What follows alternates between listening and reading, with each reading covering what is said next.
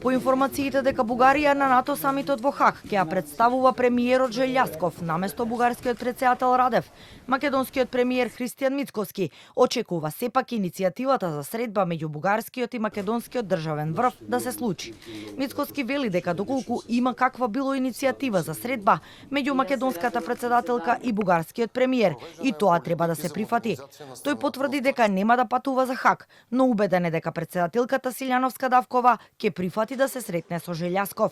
Според Мицкоски, потегот на официјална Софија да го испрати премиерот наместо претседателот представува необична политичка екзибиција, но секоја шанса за да се слушнат македонските аргументи и предизвици според него треба да се искористи. Ако има било каква иницијатива на ниво премиер со претседател, мислам дека и тоа треба да го прифатиме.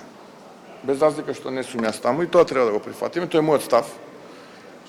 Убеден сум дека тоа ќе биде став и на претседателката, бидејќи ќе изслушате моите аргументи. Ние мораме да бидеме проактивни и да покажеме дека не е тоа што се зборува. Таму гледаме една екзибиција, можеби е таков начинот на функционирање на бугарската политичка сцена.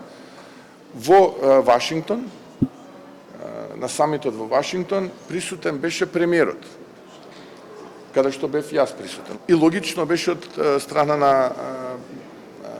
Бугарија да биде испратен претседател, и тој беше најавен, во последен момент испратен премиерот. Можноста за македонско-бугарска средба стана актуелна минатиот месец, кога Мицкоски откри дека постои предлог од првиот човек на Европскиот совет Антонио Кошта, претседателите Силјановска и Радев да седнат на маса во Хаг и да ги вкрстат аргументите во присуство на представници од ЕУ, САД, како и генералниот секретар на НАТО Руте.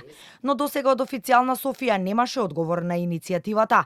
Во меѓувреме, шефовите на дипломатиите Муцунски и Георгиев вчера оствариле телефонски разговор во кој според соопштението од МНР се потврдени истите позиции од двете страни. Бугарскиот министер, како што соопштија во Софија, потенцирал дека Бугарија нема да има нови услови надвор од францускиот предлог.